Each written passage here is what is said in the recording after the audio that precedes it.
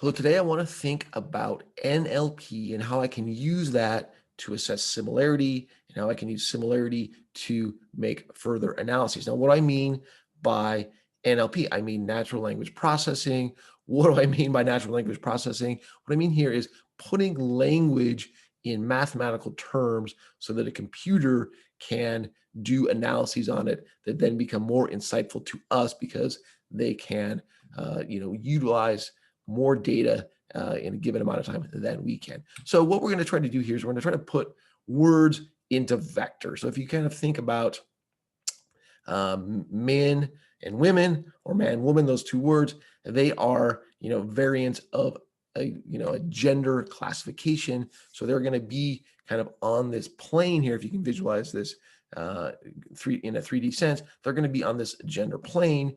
Now, queen and king, they are, of course, going to be on this royalty plane. They're two different descriptors in royalty, but they also have a gender component to them. So they're going to lift off that plane into some description in terms of gender. Now, we can think about these vectors in binary terms or in scale terms. So if you think about, in this case, we're just kind of using binary, let's say man 1, woman 0, king 1, queen 0 kind of a thing. But you could also think about it in scaled ways. So if you think about the word animal, maybe, if you think about a lion or a tiger, those really have strong connotations with the word animal. If you think about, say, a dog or a cat, they do, but the connotations aren't quite as strong because they're also pets, they're also in the home, etc. So we could scale them where we said, lions and tigers are 0.9 on the scale of animals,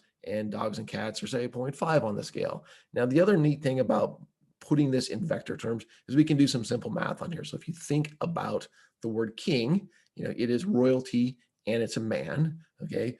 But if we were to kind of subtract away man and add woman, then we would kind of end up with queen. So you can kind of think about these in mathematical terms. There's some vectors here to kind of give you a sense of how that might happen. Now, in terms of thinking about how similar words are, if we go back to the previous example, obviously men and women are pretty close.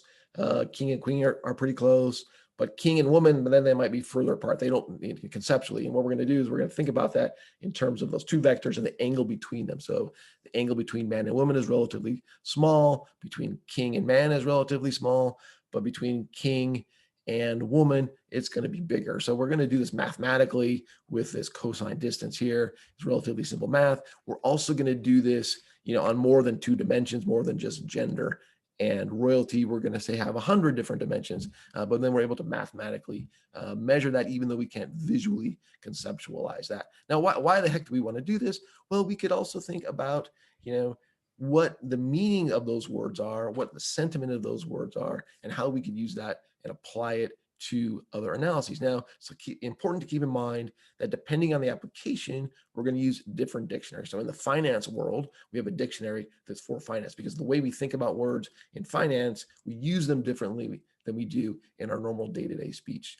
So we might have different dictionaries. Now, one application of this was an attempt to classify Shakespearean plays. So if you look here, we have 24 different Shakespearean plays where humans have classified them as comedies or tragedies, and we use kind of this word sentiment, this word classification to help us predict, without human intervention, what these plays were like. So the word sentiments were kind of from negative to positive. You think about from -5 to +5, the word catastrophic had a score of -4, or outstanding had a score of +5. So if we do this and kind of count all these words and come up with an average in these plays, then we might come up with a rule. We could say, hey, if the average score is 1 or better, I'm going to classify it as a comedy.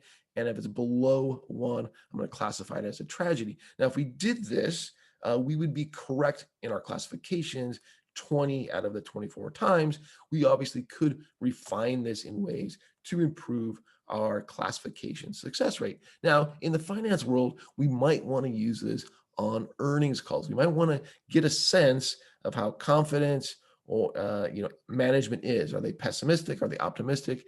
So we could use a financial dictionary that classifies words as positive or negative, and we could look at the frequency here. So here's one company, Q1 of 2019. Now we might say, how could we use this? Well, we could use this kind of within that company's, say, industry or its sector, to see how it either compares against others in its similar industry or sector, or how that industry and sector itself compares to other aggregate sectors and industries. Now, this is Q1 of 2019. The other thing we could do is say, well, how is this changing? So let's look at, say, Q4 of 19, and how did these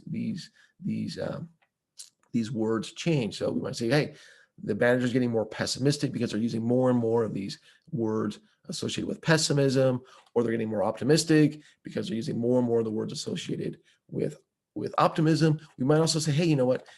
We it looks like there's a lot of these pessimistic words, but management seems to be overcompensating by then ramping up the usage of these optimistic words. But who knows? There's so many possibilities with this, and I leave it to you to kind of think about how you might want to use these tools in your analyses. It's relatively straightforward. There's lots of code you can find on the internet and Python or whatever that allow you to do that. So if you have access to the text, you can think about how you want to do it, to which parts of the text you want to apply it to, which parts of verbiage you want to apply it to. But anyway, there's a tremendous number of possibilities for this technology, and it's relatively straightforward. Anyway, I hope that was helpful. Maybe we'll do some more of these. Thanks so much.